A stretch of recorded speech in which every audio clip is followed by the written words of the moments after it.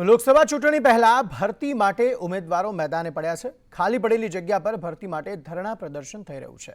જ્ઞાન સહાયક યોજના રદ કરવાની માંગ સાથે ધરણા, સચિવાલયની બહાર મોટી સંખ્યામાં યુવાનોનો વિરોધ। યુવાનો શિક્ષણ મંત્રીને આવેદનપત્ર પાઠવી રજૂઆત કરશે।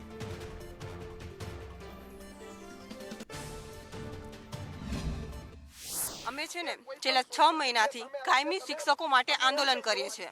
6 મહિનાથી આંદોલન ચાલે છે, છતાં અત્યાર સુધી એક પણ મંત્રી, શિક્ષણ સચિવ કહી દો, તમે મંત્રી કહી દો કે શિક્ષણ મંત્રી કહી દો, મુખ્યમંત્રી કહી દો, ક્યારે મીડિયામાં આવીને જાહેર નથી કર્યું કે કાયમી શિક્ષકોની ભરતી અમે 8 થી 10,000 કરીશું એમ।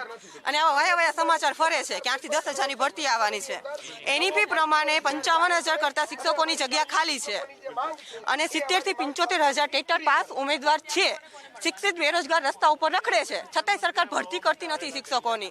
2017 થી રાહ જોઈ રહ્યા છીએ હજી કાયમી ભરતી। 2017 આજે 6 વર્ષ થઈ ગયા, ત્યાર પછી ટેટ 1 અને ટેટ 2ની એક્ઝામ આવી, તેમ છતાં નોટિફિકેશન આવેલી હતી કે વિદ્યા સહાયક, અને જ્યારે એક્ઝામ પાસ કરીને બેઠા ત્યારે હળવેથી હાથમાં જ્ઞાન સહાયક નામનું ગતકડું પકડાવી દીધું કે તમે 11 મહિનાના કોન્ટ્રાક્ટ ઉપર।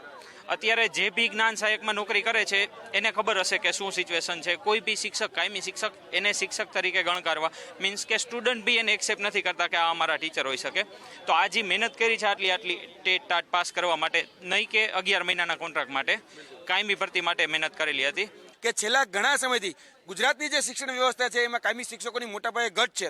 લગભગ જોવા જઈએ તો 55,000 શિક્ષકોની જગ્યા જે ખાલી છે એમાં કાયમી શિક્ષકોની સત્વરે ભરતી કરવામાં આવે, કેમ કે આની પહેલા સરકારે અલગ અલગ જાહેરાતો કરી હતી કે ભાઈ નજીકના સમયમાં 10,000 શિક્ષકોની ભરતી કરવામાં આવશે, પરંતુ એ નજીકનો સમય ક્યારે છે એ અમે સચોટ એની તારીખ લેવા માટે આજે ઉપસ્થિત થયા છીએ। અને દરેક વિદ્યાર્થીઓની જે માંગણી અને દરેક વિદ્યાર્થીઓની જે લાગણી છે એ એટલી જ છે કે ભાઈ તમે જે જાહેરાત કરો છો એ જાહેરાત નક્કર ક્યારે તમે પૂરી કરશો એનું તમે સ્પષ્ટીકરણ આપો। એટલે સ્પષ્ટીકરણ માટે અને ગુજરાત રાજ્ય સરકારનો જવાબ લેવા માટે આજે ગુજરાતના શિક્ષણ મંત્રી આદરણીય કુબેર ડિંડોર સાહેબ અને શિક્ષણ સચિવ વિનોદ રાવને અમે મળવા માટે આવ્યા છીએ।